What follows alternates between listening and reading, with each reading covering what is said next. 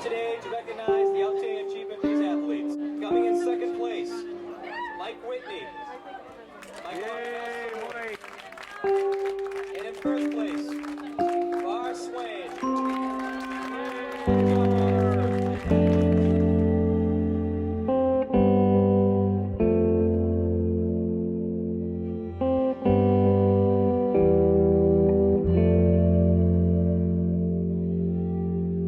Every year, hundreds of thousands of American adults are left behind, penalized in fact, the very moment they reach adulthood.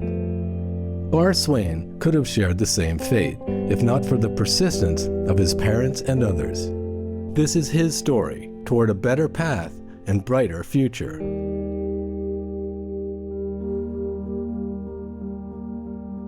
My son Bar was born with a severe intellectual disability. He had club feet, he has scoliosis, he had very low muscle tone, and our initial diagnosis was that he would never walk or talk.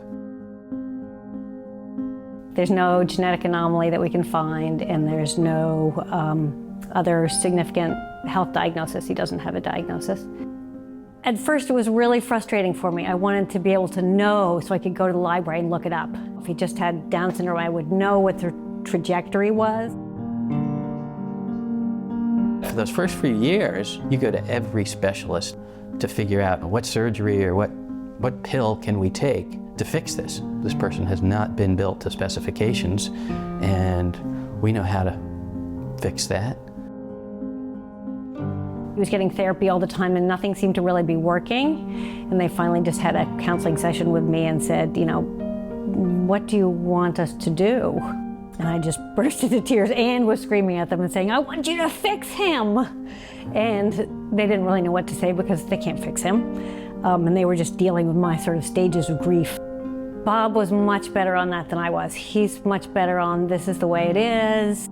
I would say I always thought we were leading to something. And I would say Jenny always thought we were surviving. I think it was just, I wasn't able to sort of be joyful in life and connect with people, sort of spending much of the week going in and out of hospitals and therapies.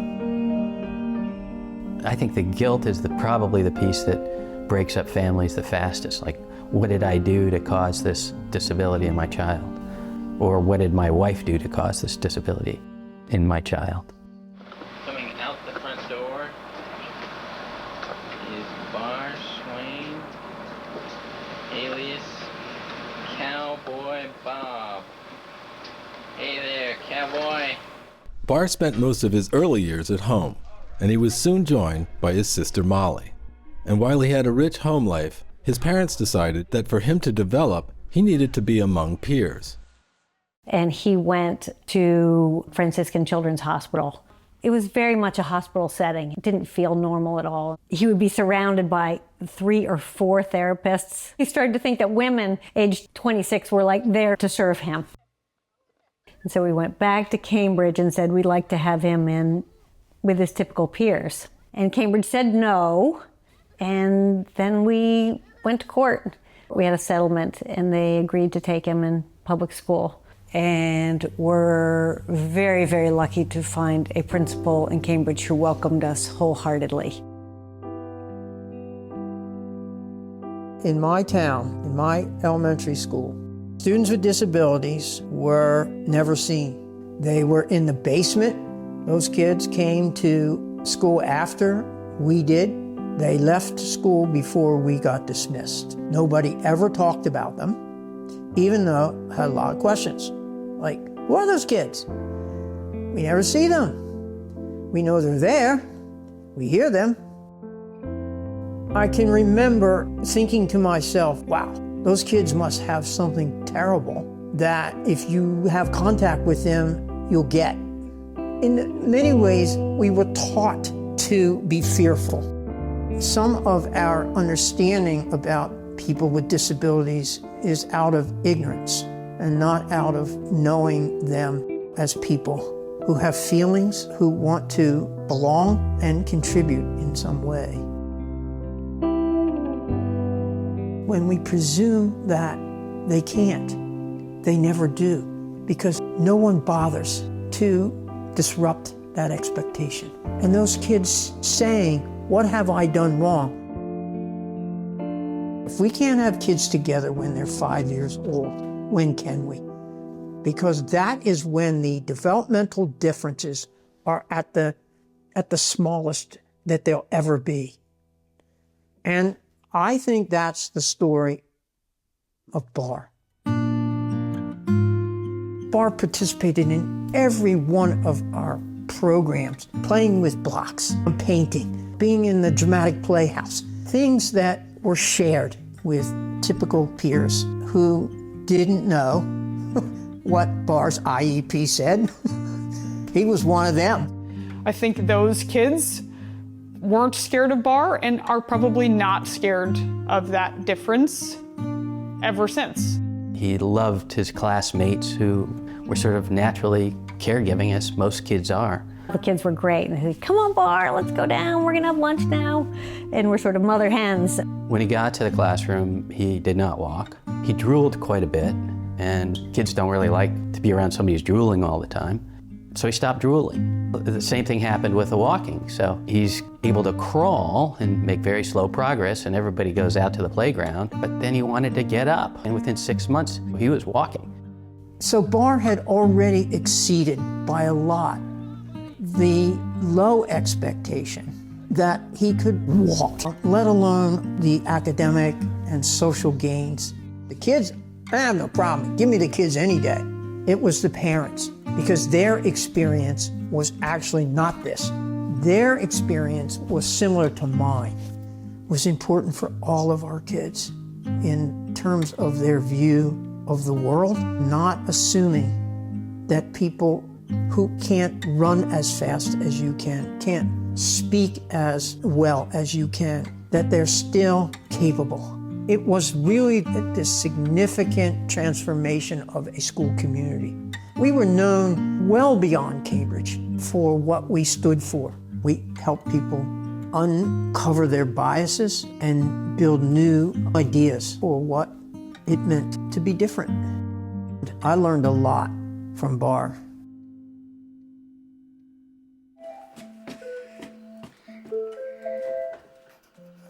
I'm taking a picture, Bar. Put your hands down. You want to look in? Boo. Hello. JT. Say cheese.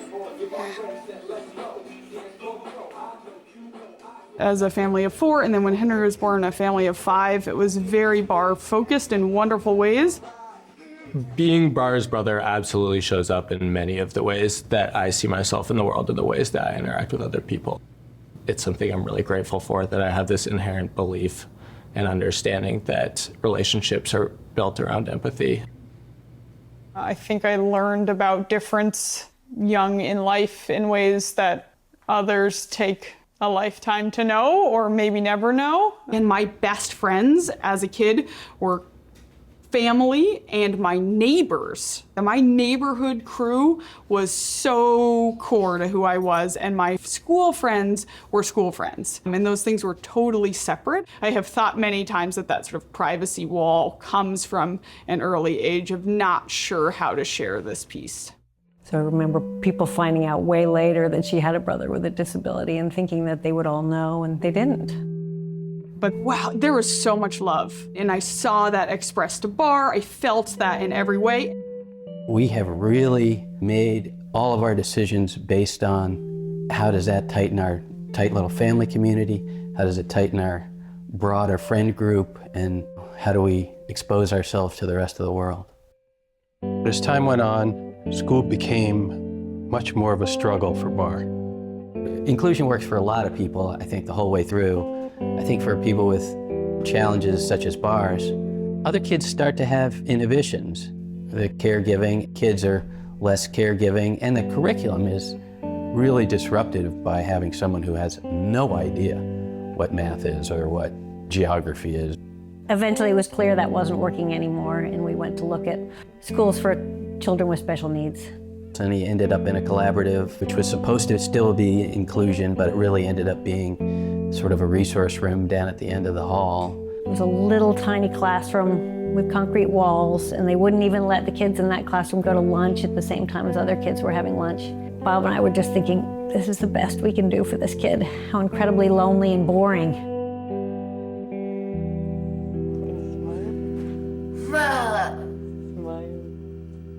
Hi, handsome.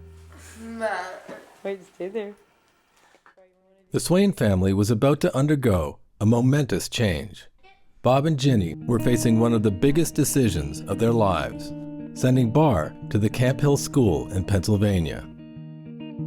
He was the biggest part of our tight family, and he was what we all did. So to have him go away to school was, it would absolutely not in a million years would that be something that would be okay. And Ginny dragged me down there to look at it. We both loved it. That wasn't the problem. It was just, could we really send a little 13-year-old kid, let alone a developmentally disabled 13-year-old kid, to boarding school in Pennsylvania? Just crazy. I just remember dropping Bar off, and we were asked to leave pretty quickly, and we weren't to come back for a month. We just got in the car, and Bob was sobbing. I drove all the way back, and he just cried for 6 hours. It was just awful. But there was definitely more of me saying, okay, now we have 2 other kids at home, and this is their moment. They've been asked to be quiet and independent for 11 years for my daughter, but it's time for us to be with them.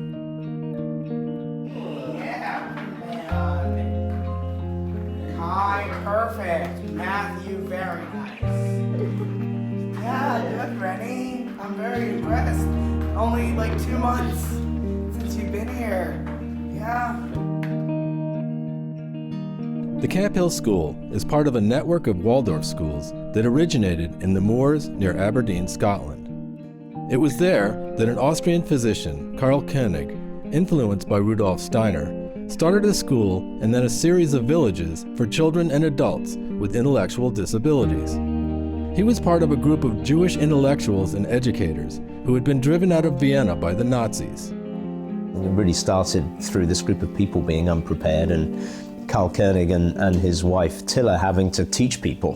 And not just how to teach people how to work with children with disabilities, but these were intellectuals, so they didn't shine their shoes, they couldn't do their laundry, they couldn't cook, they certainly never farmed. They were torn out of this cosmopolitan, intellectual, artistic center of Europe and thrown into this hillside with nothing around but sheep and bracken in every direction you looked. In every sense of the word, they were refugees. They were torn out of their culture, they were torn out of their language, they were strangers in a strange land. The founding circle of co-workers realized they had a lot in common with the children for whom they were caring, who were refugees in a different sense from a society that didn't have space for people with special needs.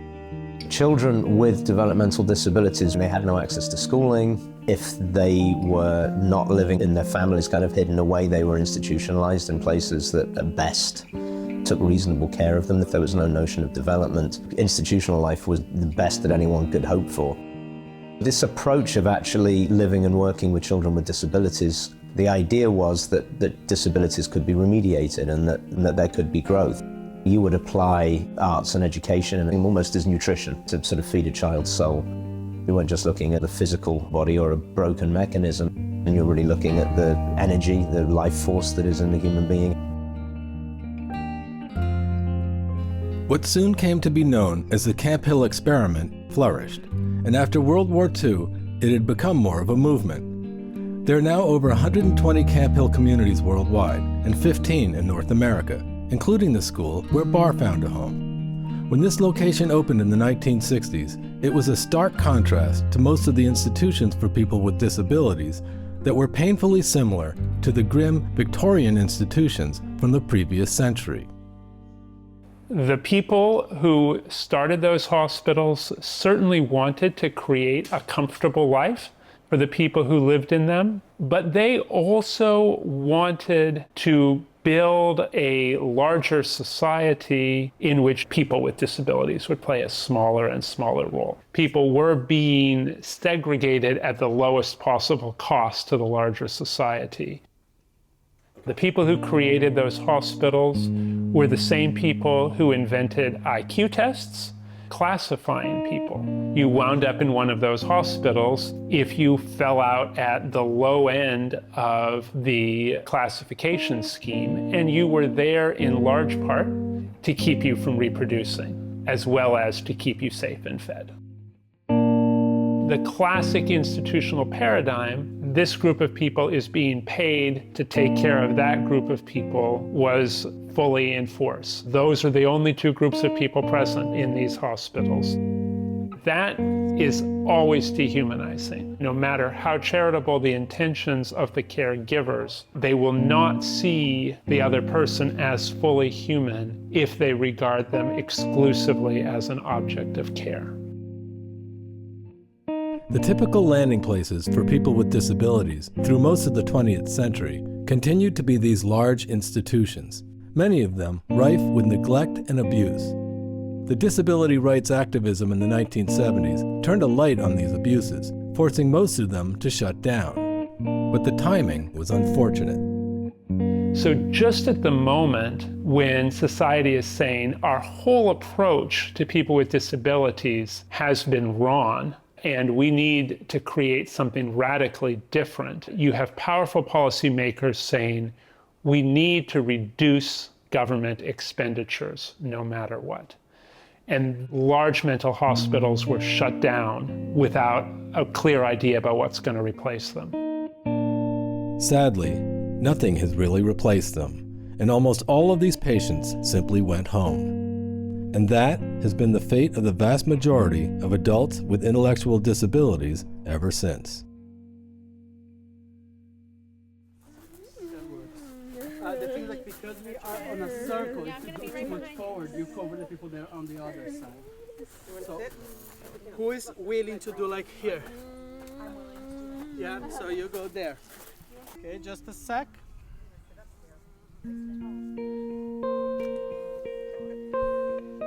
For so many years. Love it. Ready, adults? 1, 2, 3. Yeah! The Camp Hill School today has 70 elementary and high school students and is a well-established destination for children with disabilities from around the world. What we are looking for is to nourish the inner soul of the child. Not only how to function, but how to be and to grow as a human being. And some of this substance, if it's brought in the right way, awakens the children to the world in a very different way. The loveliest thing that I remember about Bar is his warmth and his appreciation for people and his longing to communicate. I recall his need to really learn how to work. He was not somebody who naturally went towards work. He would rather be social. I think Bar kind of likes to be the wheelbarrow guy. That's his reputation. He had to get there, though.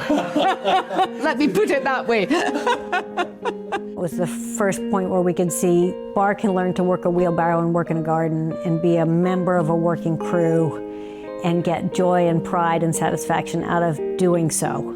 Bar could contribute, and that was really the first time in his life that he'd ever been a contributing member of the community, and that was huge for him.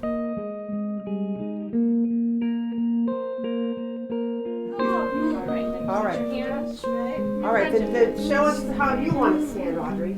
How do you want to stand? You have to stand in front of the chair. How do you want to stand? Now look at Michael and show him that you're a 12th grader. Here. Look.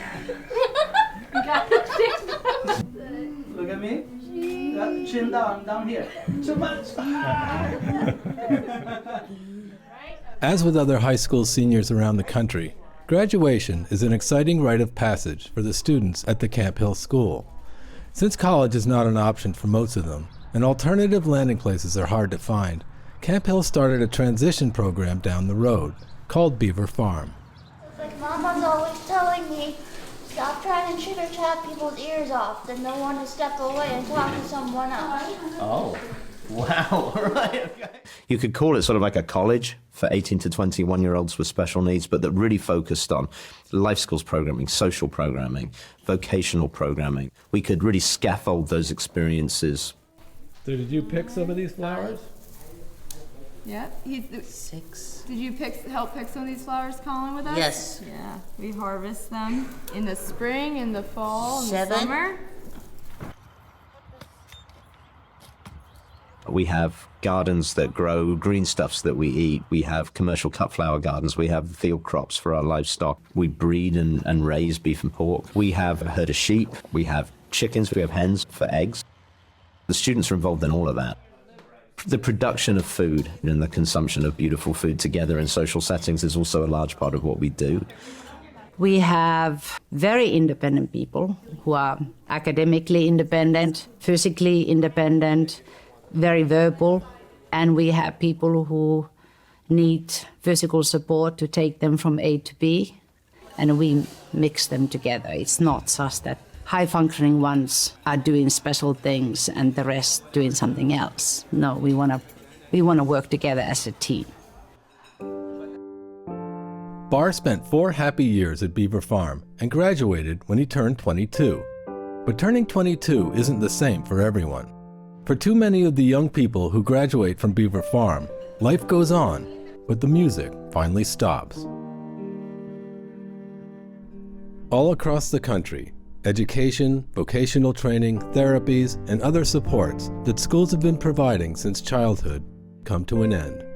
These students have spent years in a community of enrichment and meaningful work, and then they commit the crime of turning 22. If you graduate from our program and you're gone for 4 months and you gained 50 pounds and you don't have a program, I think it's a neglect. I think it's a neglect. They've been looking forward to so much of coming to that age of graduation and moving on to the world. Life should be full of excitement. And then they leave the school system when they graduate from the farm. And for many of them, there's nothing out there.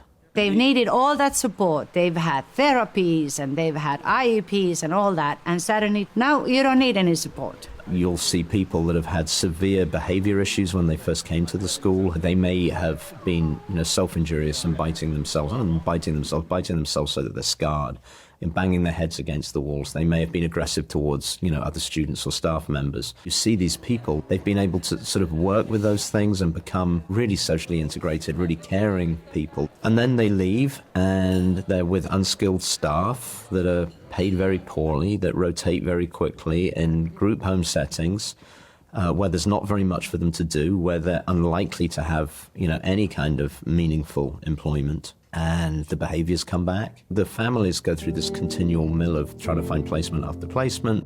And the group home's torn apart. I mean, people that you could happily live with and share family life with. And they're kicking holes in the drywall and smashing the TV set. Many of the students that I first worked with years ago are now in their 40s. And I've outlived a significant number of them. Inactivity, bad food choices, heavy medication, diabetes, obesity, all of it unnecessary. The kind of rich community life that is multi-layered and really supportive is not something that we're supposed to provide for adults because it's regarded as being institutional. The notion that you would have people with intellectual disabilities living anywhere near one another is anathema to kind of modern policy and modern academia. They're not allowed to live together, work together. They're going to receive government funding. And some people need a lot of help and scaffolding. And how do you make sure that you get the regs out of the way so that you can build community? Community is based on deep, loving relationships with other human beings who are going to care about you across a broad span of time. You become part of their story and they become part of yours. That's something that we're good at, and it's something that is relatively easy to do. But legislation is stopping it from happening, and that's kind of a tragedy.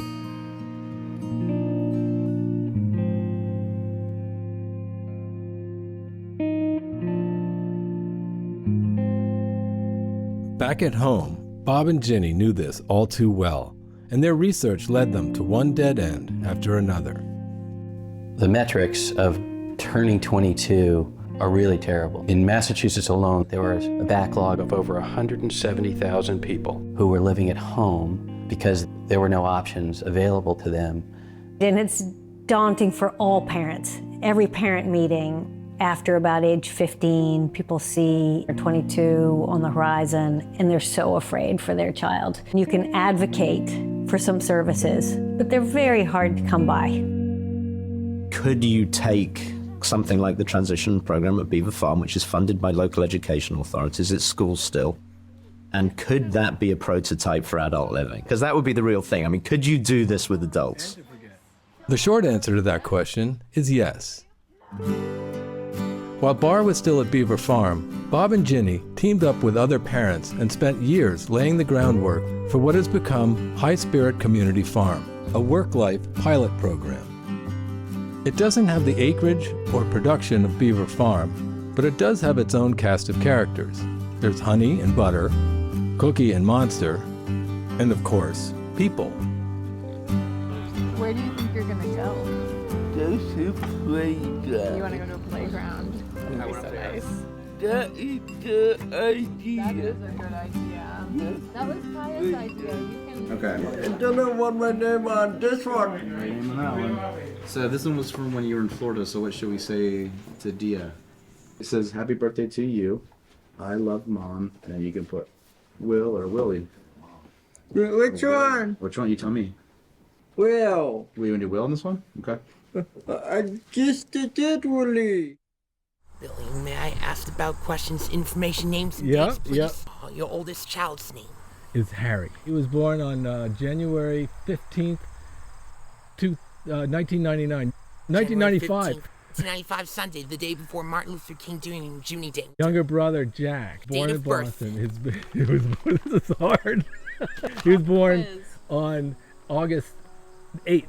What year? 1999. 23 is coming up this month, August 8th. I think it's 24. Maybe it's 20. You're right. It's 23. Yay, congratulations. Always never forget. I will never forget. Forgotten. I like you too. I like you too a lot. Instead of interrupting, none without interrupting. No, there was Zero. no interrupt. Thank you, Billy. I wish I had better answers. Thanks a lot, Okay, Billy. thank you. I'm amazing. Right, I thought you were gonna go to school at Beaver Farm in April. I tease. Right? Oh. You're just going to zoos, right? You graduated. I was joking. Yeah, you're just going to zoos, right? You graduated.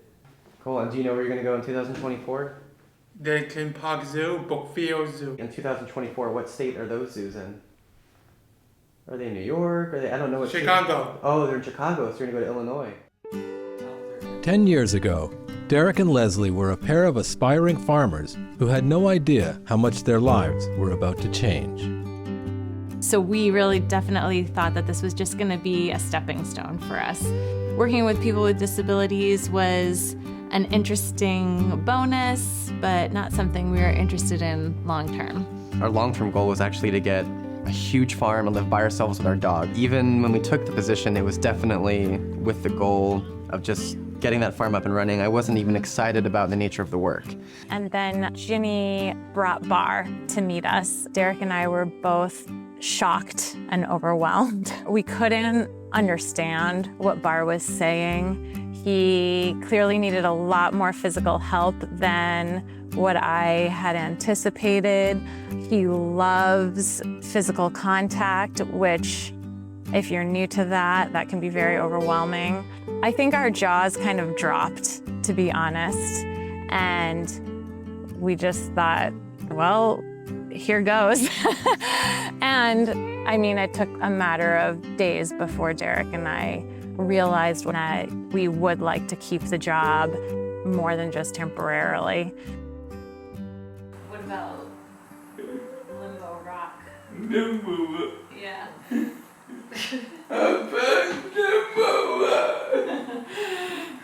Number one. That's a good one. On the TV. All right, we can watch it on YouTube or something. On the TV. How many leaves do you see? 1, 2, 2, 3, and 4. Can you get 4 leaves and put them in the bowl? 1. Ready? This one? Maybe not that one. How about this one? In the last 10 years, High Spirit has expanded to 3 houses, multiple householders, staff members, and volunteers. And the one word that keeps popping up is community. That can mean different things to different people.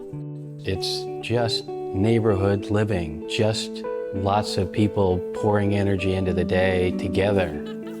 You don't have to be a weirdo to be able to enjoy living here.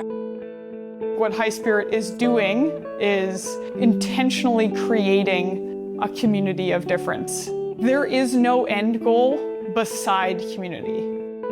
The idea of living in community was actually kind of terrifying, but once we started living at High Spirit, it was just impossible not to love them and not to see how this lifestyle not only benefited them, but it also benefited us and how we needed community. Can you tell me about the tools that you have there in your tool belt? And my tube, my tape measure, I got my this and my... Is that your level? Yeah. Got any other tools? No hammer either. I don't hammers, I don't have any hammers. Oh, we gotta get you a hammer. What happened to your hammer? What do you got there? Money.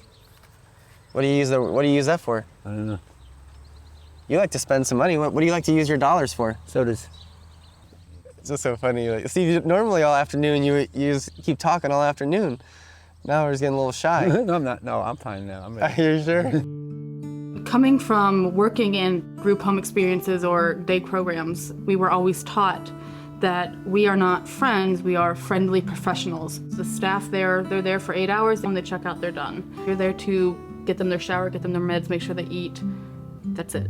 You have employees and you have people who receive their services. They never really sat right with me. That's the nature of their job. They can't help it, but it makes it harder to really work on that constant growth. But this is really nice because we have that time and there's not that constant shift change, that constant turnover.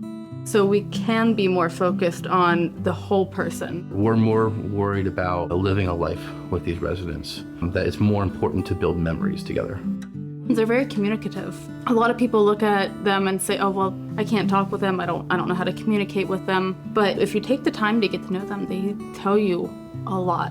They might not always use words, but they have stories. So I think it's really neat to get to know that part of them that a lot of people don't think they ever can because they're not willing to take the time to figure out how they communicate. We treat them like our family. We recognize that they might get on our nerves. We also recognize we get on theirs. But that also means that the good days we can enjoy together as a family would.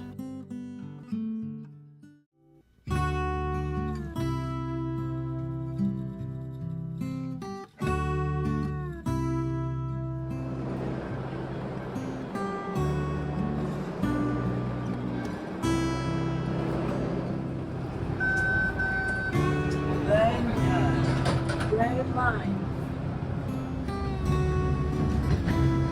Special Olympics. What's your sport? What are you doing? Yeah, but what are you in? Are you running? Swimming. Swimming. And who's on your team? Who? Randy. And who else? Bar. Who else? On the team. Somebody else. Who's on your team? Marshall and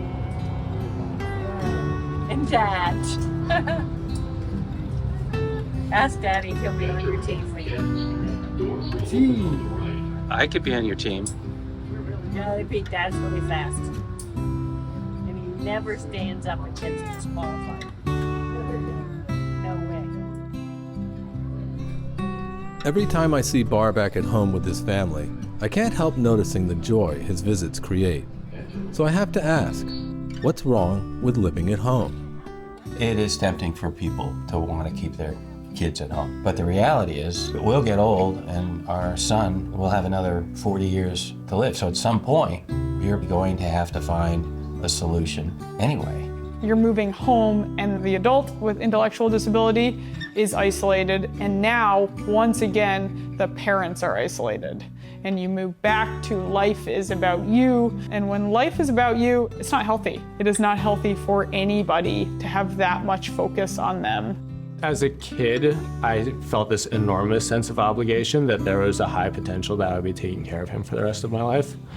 And that since the founding of High Spirit, I have felt this enormous relief in that I know I can spend as much time with Bar as possible to make me happy and to make him happy, and that we don't need to go beyond that.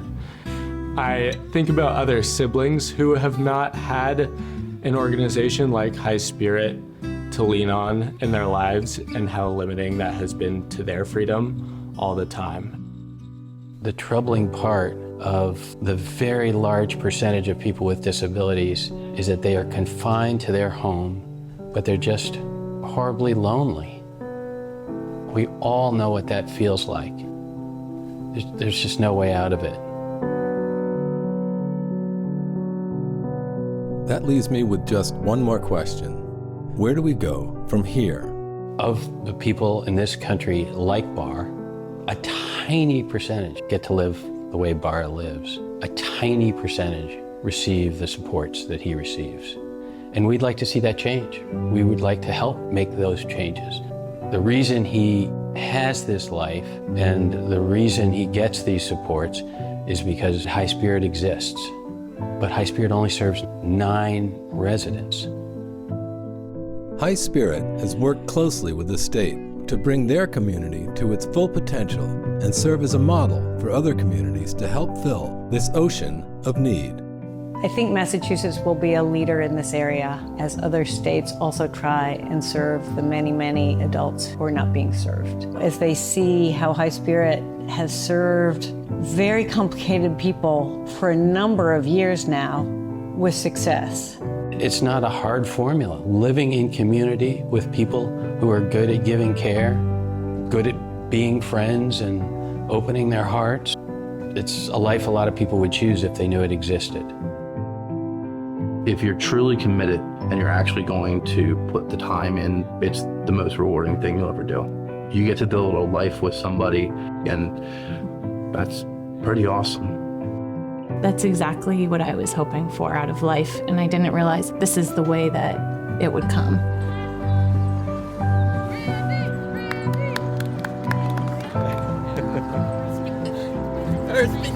Go Randy! There are a lot of words that I could use to describe what I've witnessed at these communities, but the word that most often comes to my mind is love. It's baked into everything they do. That may not be enough in itself to keep the lights on or tackle what lies ahead, but it gives them a fighting chance.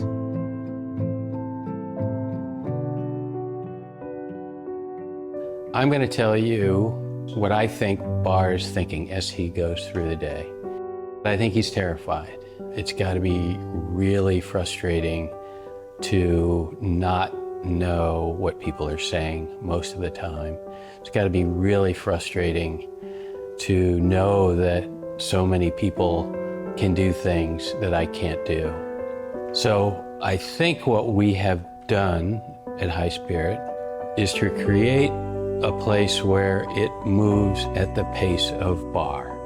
When that happens, when I get to live my own life, then all of those things like depression and feeling inadequate, that can fall away because I have the time and the space to live my own life. When the people understand me, I'm not terrified.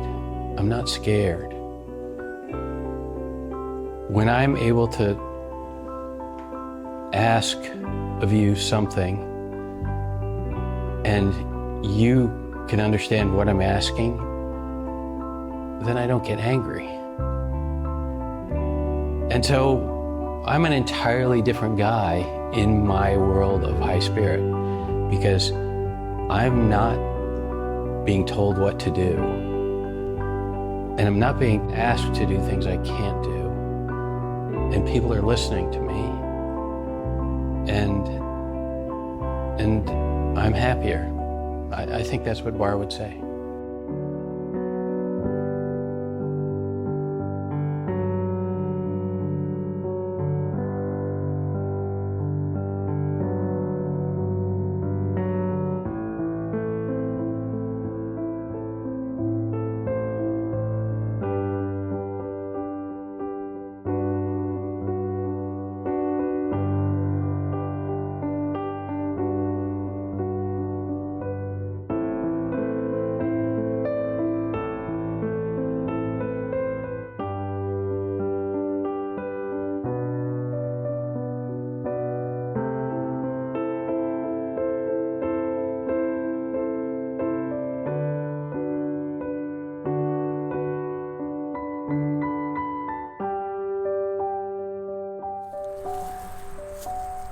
You look young, Billy. Thank you. I'm glad to hear you You're say an, that. you're adult and grown up old postman. Yeah. You're an old man. That's you. I'm an old man, but I look young, and that's what matters, right? Right?